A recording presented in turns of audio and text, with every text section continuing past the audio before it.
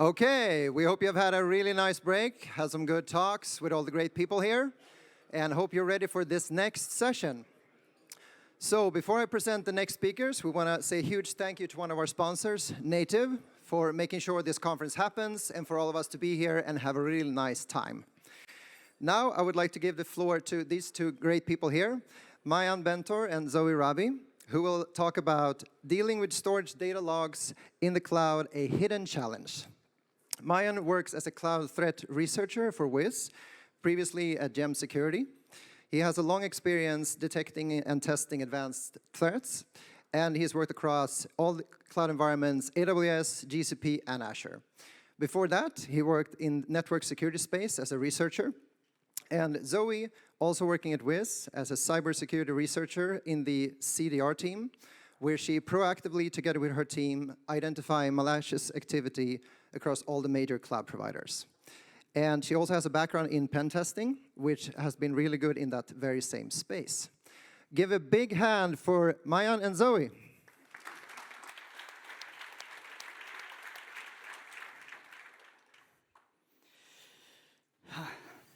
Imagine you wake up in the morning, convinced it's going to be a great day. You eat your avocado sandwich and feel untouchable.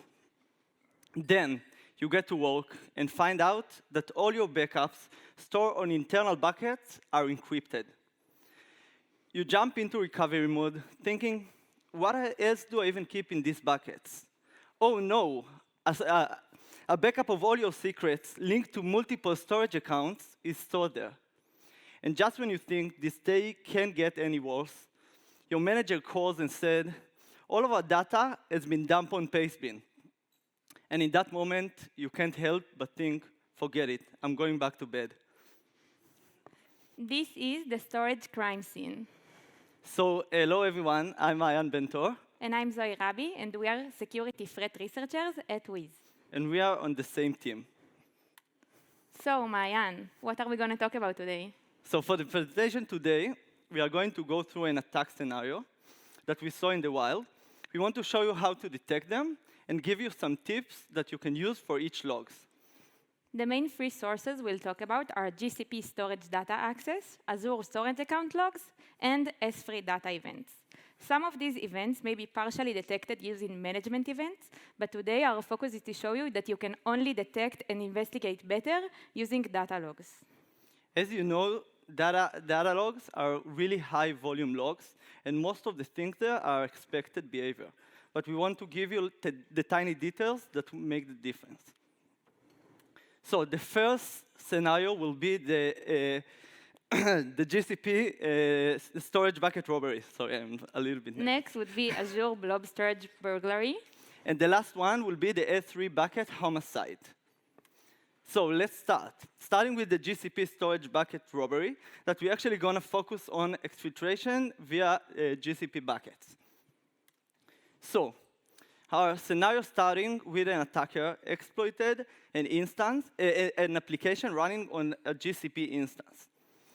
Once they gain access to the instance, they find out that the application using a pre-signed URL to access buckets in the environment.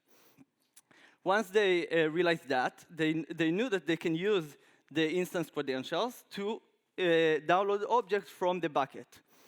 So they starting with that, but when they try to exfiltrate it back to the attacker machine, a proxy in the environment blocked this exfiltration.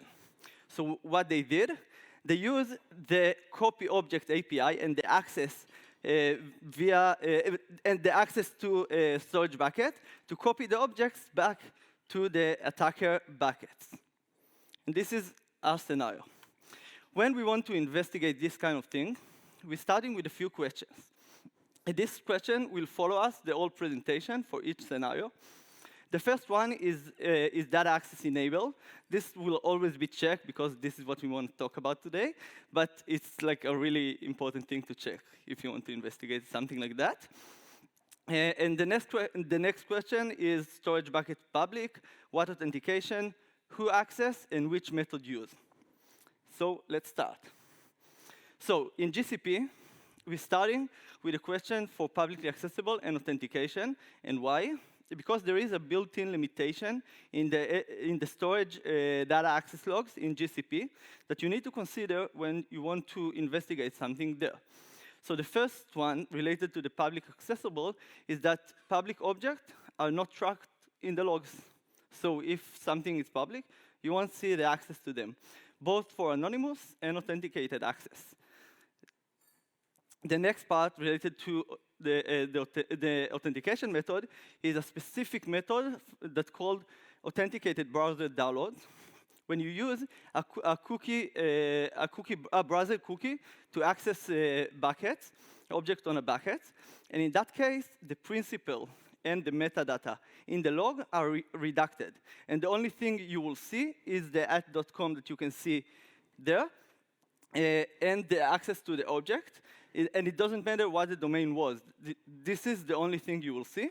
And it's something that is like in the documentation, but it's not like something that everyone sees usually. So this is the first thing you need to consider if you want to investigate something. But in our case, they don't use this method, so we can proceed. So let's talk about the identities, the who access. So there is a lot of identities in GCP, but these are the 3 identities that we usually see in the logs. And in our case, we will focus on service agent and service accounts, because this is our scenario. So what is service agent? Service agents are a service account that's owned by GCP, and they represent internal services in GCP. Example for a service agent is last year talk by Kat Axler that talked about how you can use the Document AI service agent to access buckets and copy objects between buckets.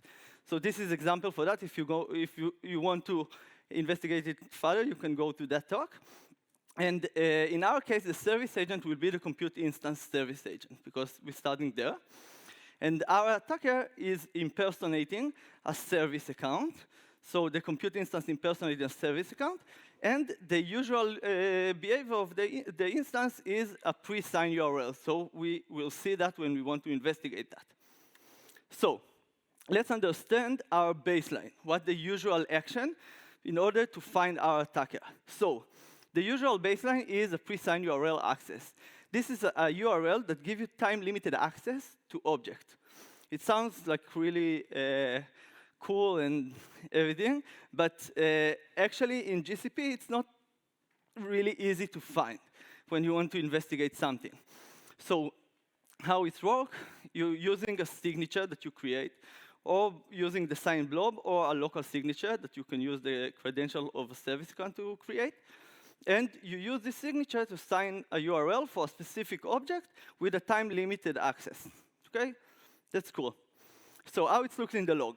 When we look at the get object event, the storage objects get, the only thing you will see is the principal email that is the service account that created the signature. You don't have any other context about how it's really created. And the other metadata will be from the one who accessed the object using the pre-signed URL. So, and this specific authentication is something that is very unique and specific in storage account is usually represent a pre-signed URL. But if I want to understand it further, I'm looking for the signed blob event. This is the real creation of the signature if you don't use the local one. And in that case, you have the context you need for how really the signature created. And in our case, you can see a compute instance that impersonating a service account to create this thing. So now, after we understand our baseline, what the usual behavior, let's go to our attacker. So our attacker using the copy and get method. So in GCP, storage data access, the storage object get is the only event that's relevant for exfiltration. And it represents 3 things. The first one is describe. When you click on the console to see an object, there is also a get object event in the log, but it's only give you the metadata of the object. But if you're doing a download, you really download something from the object, there is a field in the event for the metadata requested bytes, where you see that actual bytes download from the object. And in that case, we can find our attacker, the first part of our attacker, when he downloads the object locally. And the last part was copy, when the attacker copied the object to another location, another bucket. And in that case, we have the metadata destination, where we can see the attacker bucket. And actually, this field is a new thing that GCP added. Actually, I find it first in the documentation in August this year. But I didn't see a official release notes about it. And that gives you the full context you need to investigate this kind of thing and find our attacker in that case. OK, so moving on to our next case, which is Blob storage burglary, which is a leaked keys scenario in Azure.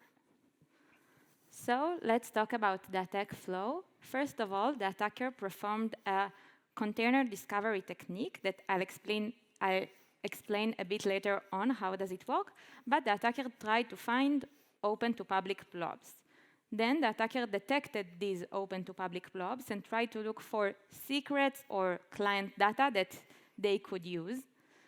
Later on, the attacker inspected and found that these blobs had SAS tokens on them. The attacker inspected these SAS tokens and noticed that they have access to different storage accounts in the same tenant and used these SAS tokens to exfiltrate data from the company. So using the blob they first found, then a SAS token, then data exfiltration from the company. So coming back to our questions, the first question here is really important. Is resource logs enabled? Because we can only detect this attack using resource logs. And now is the storage container public? One will be public and one is not. And now we'll focus more about the authentication methods and which method was specifically used. So there are 4 main ways to access storage accounts in Azure, but today we'll focus mainly on SAS tokens and anonymous because these are the authentication methods used in the attack. So let's talk about public access, anonymous access. This is a way to open your blobs to the internet. This is obviously not recommended and disabled by default. And because of that, you need to set these settings both at the storage account and both for each container explicitly. And you can do these settings in 2 ways. One would be container level, meaning if you would access the container, it would list all the blobs on it. And one would be blob level, meaning you need to know the full URL of the blob in order to access a specific blob. So that's the concept. And now let's talk about what the attacker actually did. So as you can see in the logs, the attacker tried to enumerate on container names on a storage account name that he already knew. And then what we'll see in the logs is a lot of resource not found on guessing container names until we'll see one successful access for a specific container. And this is what the attacker will do when they would list all of the container blobs. And then they can scroll and search for interesting blobs that may have sensitive data. And this is the URL they used. After that, a successful access would be seen like this in the logs, which the main identity is IP and user agent. The type would be anonymous, and we can see that the attacker chose to access a specific blob. So, as I said earlier, after the attacker successfully accessed the blob, they then found SAS tokens on it. So what are SAS tokens? If you all may remember the Microsoft incident a few years ago, where Microsoft researchers accidentally left an overly permissive SAS in an open public repo. So this is the SAS token concept, within a concept that helps you give limited access to your SAS tokens. You can use permissions, you can use specific scope, services, expiry dates, and so on.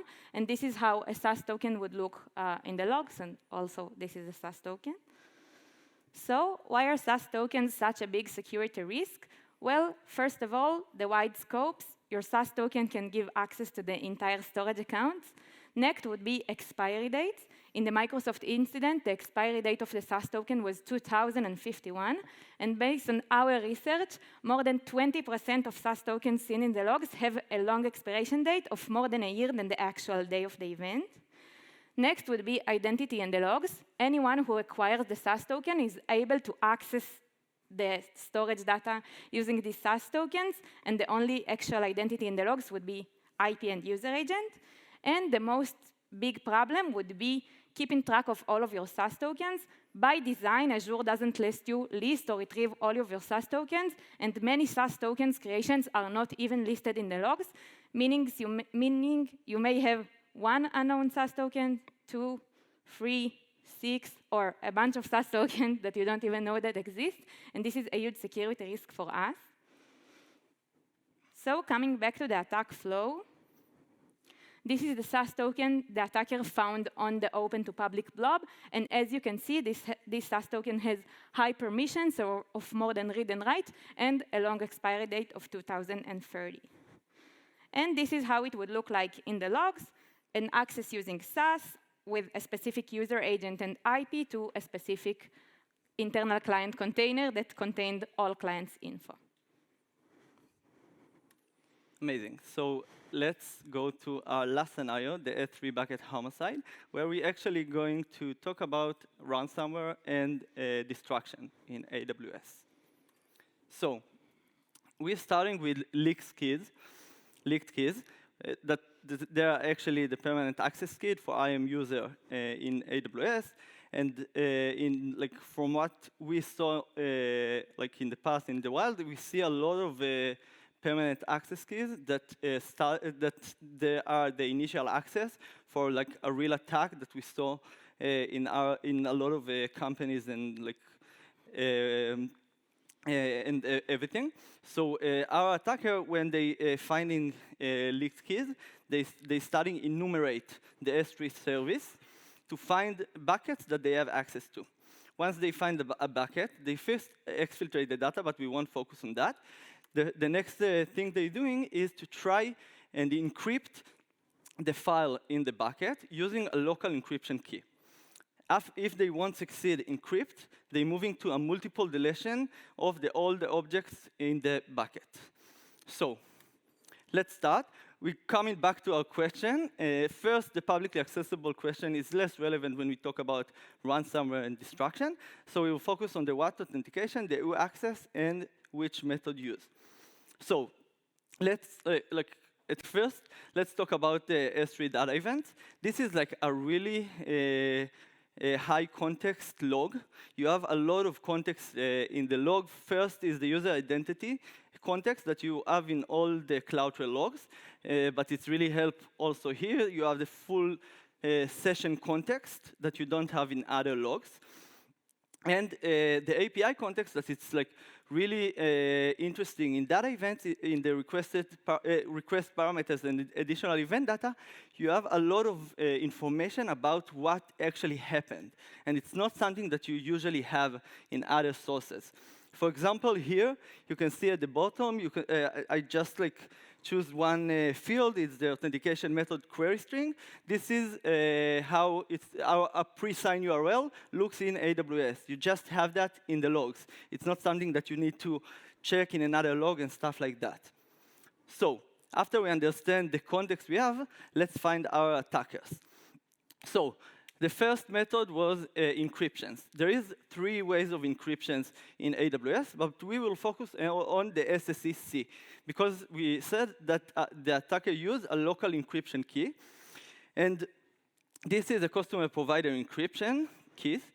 And how our attacker work will look like is you have the user identity when you find the permanent access key that's used, and they use the copy object API to copy object to the exact same location in the bucket, but the only thing they change is the SSC applied, the SSC, the customer provider encryption key.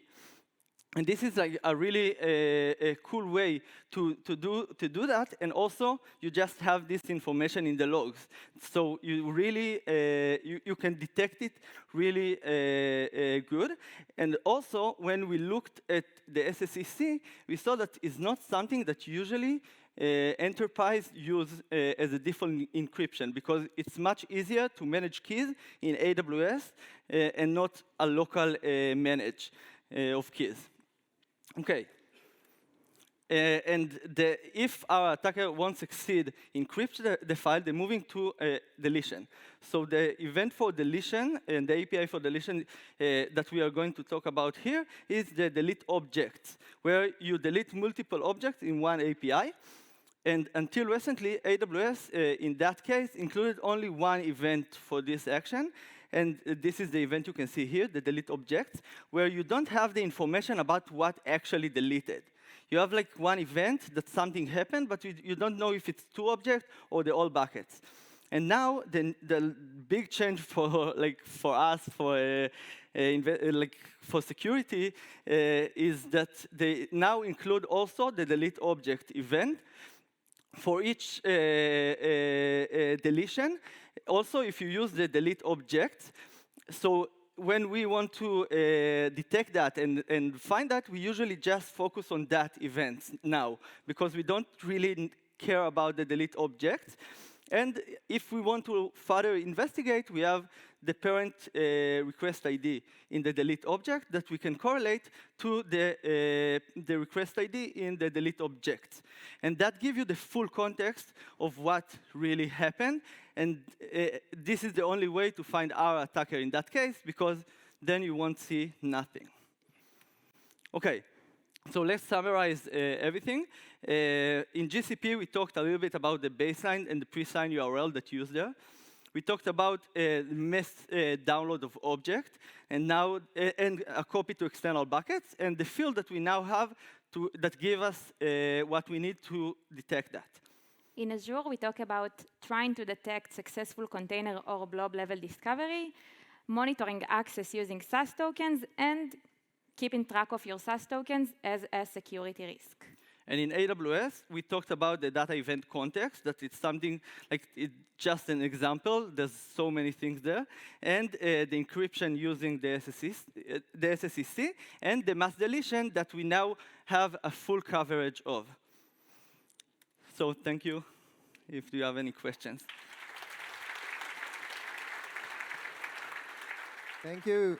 Thank you so much. Quick question from me before we open it up to the floor.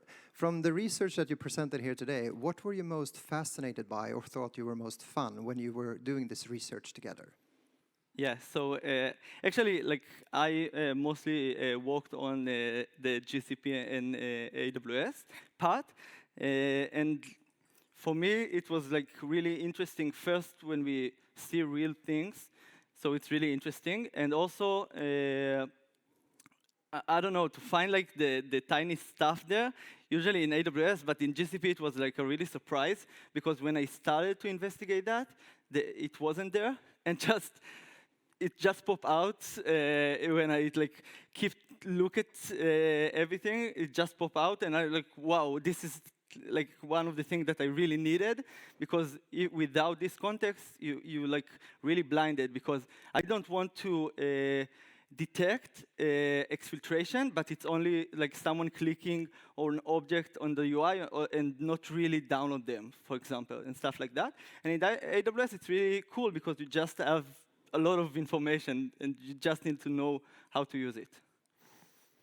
I think in Azure, it was mainly about seeing how different authentication methods have different, like, we can see them different in the logs. So there are authentication methods that we didn't spoke about today, but all of this was pretty much the most interesting thing, the identity part.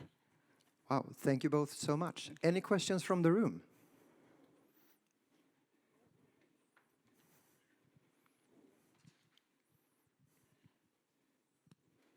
Hi, thank you. Great talk.